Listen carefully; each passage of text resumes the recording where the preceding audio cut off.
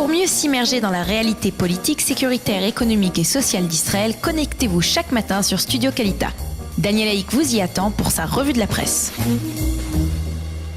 Voilà, une revue de la presse qui, comme je vous le disais il y a quelques secondes, sera consacrée dans sa totalité, dans son intégralité à la situation dans le sud du pays. Dans le pourtour de la bande de Gaza, presque les quotidiens et les sites d'information appellent la journée la plus dure dans cette région. Depuis la fin de l'opération Bordure Protectrice en 2014, le sud d'Israël pris sous le feu, titre ce matin en manchette le Yediot Aharonot. Quant au Israël Hayom, il cite en manchette la réaction très ferme des autorités israéliennes. Nous ne tolérerons rien, nous frapperons avec puissance, avec Otzma, a déclaré le Premier ministre Binyamin Netanyahou. Le Maariv lui annonce en titre, il n'y a pas de cessez-le-feu.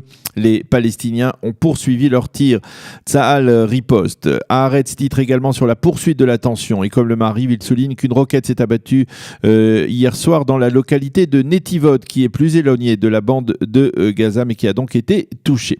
Le Yediot Aharonot nous montre en une ce matin deux grandes photos. Toutes les deux sont dirigées vers ceux qui sont les héros. Nous les avons entendus il y a quelques instants. Les héros de cette confrontation militaire, les habitants des localités israéliennes du pourtour de la bande de Gaza. Des habitants qui ont passé pour beaucoup la nuit dans les chambres blindées. Le Yediot Aharonot nous montre ainsi Gabriela, une mère de famille avec ses deux filles, Agam et Or, dans la chambre blindée à Sderot. Et le journal nous montre également, au bas de cette même page, une photo du chef d'état-major de Tsahal, le général Gadi Eisenkot, qui est allé rendre visite aux enfants du Gan Tova, ce fameux jardin d'enfants de Sderot qui a été endommagé par une roquette tirée hier vers 7h, une demi-heure avant que les premiers enfants n'arrivent sur place. Un Gani Eladim qui a focalisé l'attention des médias israéliens et peut-être même des médias internationaux, puisque, comme l'expliquait hier Dana Weiss, la correspondante politique des Hadashot, de l'ex-seconde chaîne de télévision, ce tir contre le jardin d'enfants a eu pour effet de modifier l'opinion publique internationale, au moins en partie. Ces mêmes dirigeants politiques européens qui s'étaient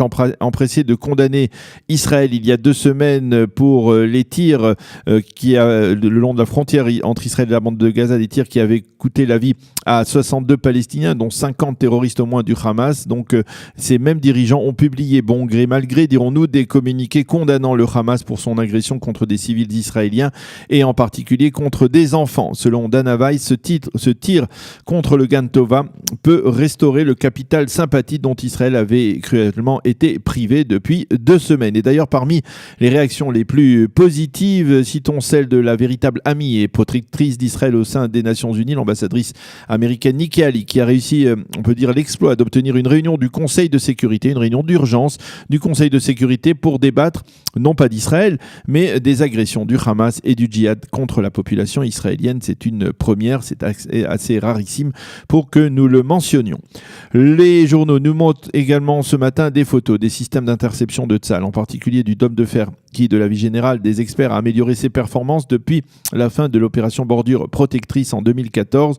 On peut dire que la majorité des roquettes, de la quelques centaines ou 150 roquettes qui ont été tirées par le Hamas et le djihad islamique depuis 24 heures, a été interceptée par les missiles antimissiles du dôme de fer, alors que jusqu'à présent ces roquettes de courte portée étaient le maillon faible de ce système de défense antimissile. Nous venons de voir dans le témoignage de Jehan Berman que ce n'était pas aussi évident que cela a été expliqué ce matin dans la presse israélienne. Au total, on a fortement eu à déplorer que quelques blessés légers depuis 24 heures, dont 3 soldats à la suite de ces tirs, et c'est un élément encourageant si l'actuel round de confrontation devait se poursuivre.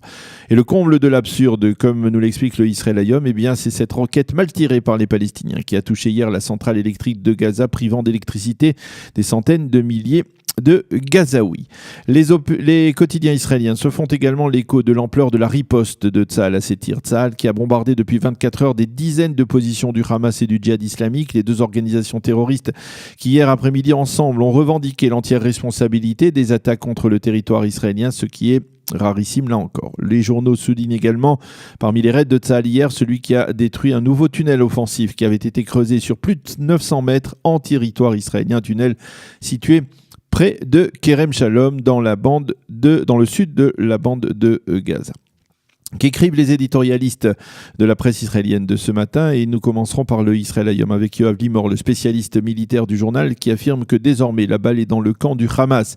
Soit le mouvement terroriste choisit d'instaurer une Houdna, une trêve à long terme, c'est-à-dire sur plusieurs années, soit nous allons vers une nouvelle guerre. Limor estime qu'en dépit de l'intensité des tirs palestiniens et de la riposte israélienne, on peut encore éviter une véritable confrontation que ni le Hamas, ni le djihad islamique, ni même l'État d'Israël ne souhaitent vraiment. Il explique que l'escalade de la violence d'hier est la conséquence directe de l'échec de la marche du retour orchestrée ces dernières semaines par le Hamas. Le docteur et colonel Eran Nerman, qui est un expert du Centre Jérusalem pour les affaires stratégiques, prend un peu de recul et pointe ce matin un doigt accusateur en direction de Téhéran.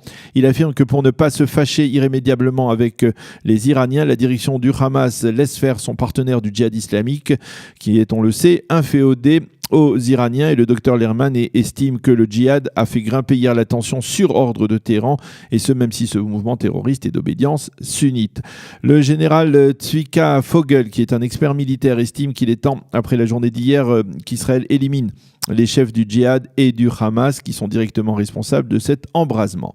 Dans le Yediot Aharonot, le journal, lui, accorde ce matin la priorité aux habitants du sud du pays qui vivent chaque minute cette tension. Et le journal publie en première page les sentiments de Yifat Ben Shushan qui écrit: cela fait 2 mois que nous savons que cela allait arriver, 2 mois que nos champs sont incendiés par le Hamas, 2 mois que les tirs d'armes automatiques ne cessent pas à partir de la bande de Gaza. Et voilà que nous sommes revenus sur le devant de la scène. Quant à nos enfants, pas besoin de leur expliquer, ils sont tellement sur le vif que le simple fait de constater que la confrontation a repris les a presque paradoxalement rassurés, écrit Yifat Ben Shushan de Netiva Sarah dans le nord de la bande de Gaza, au nord de la bande de Gaza.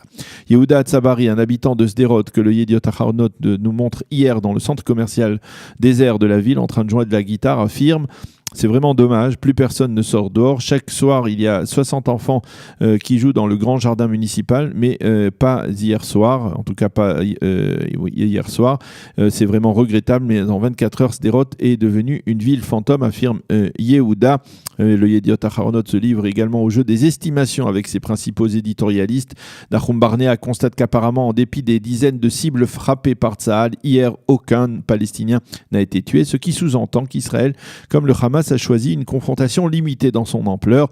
Les deux parties jouent un jeu, mais ce jeu-là peut mal se terminer, écrit-il dans un éditorial intitulé « Au bord du gouffre ». Alex Fishman, le spécialiste militaire du Yediot, ne semble pas partager l'estimation de Nahum Barnea, puisqu'il écrit ce matin que l'on se trouve dans une dégradation de la situation sans frein. Il écrit qu'au sein de Tzahal, on est déterminé à avoir le dernier mot, car ce nouveau round de confrontation est également l'occasion de freiner la vague de terrorisme populaire le long de la frontière, qui est devenue, au cours des 3 derniers mois, une rengaine dangereuse. Dans le Ma'ariv, Ben Caspid, toujours viscéralement hostile à Netanyahou et au gouvernement, leur reproche de ne pas avoir de plan à long terme pour régler le problème de Gaza. Nous vivons d'un round de confrontation à un autre sans véritable planification, et ce jusqu'à ce qu'une roquette tombe dans un jardin rempli d'enfants, et alors tout volera en éclats et nous irons conquérir militairement la bande de Gaza, écrit ce matin Ben Caspid. Quant au député Chaim Yaelin, qui fut président du conseil régional du Negev et qui a vécu de longues années cette tension dans les localités du pourtour de la bande de Gaza, il écrit ce matin que la réaction d'Israël au tir des missiles contre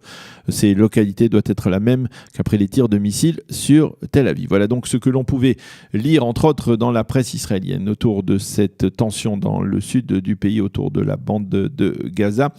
Nous allons marquer une toute petite pause et tout de suite après avoir consacré l'essentiel de cette heure, comme je vous le disais, à cette tension dans le sud de la bande de Gaza, nous allons changer de sujet et parler un peu de l'Union européenne et de sa responsabilité dans le financement de certaines ONG qui causent du tort à l'État hébreu et qui sont solidaires du mouvement BDS. Nous le ferons avec Vincent Cheba qui sera ici dans notre studio dans quelques instants. Pour mieux s'immerger dans la réalité politique, sécuritaire, économique et sociale d'Israël, connectez-vous chaque matin sur Studio Kalita. Daniel Haïk vous y attend pour sa revue de la presse.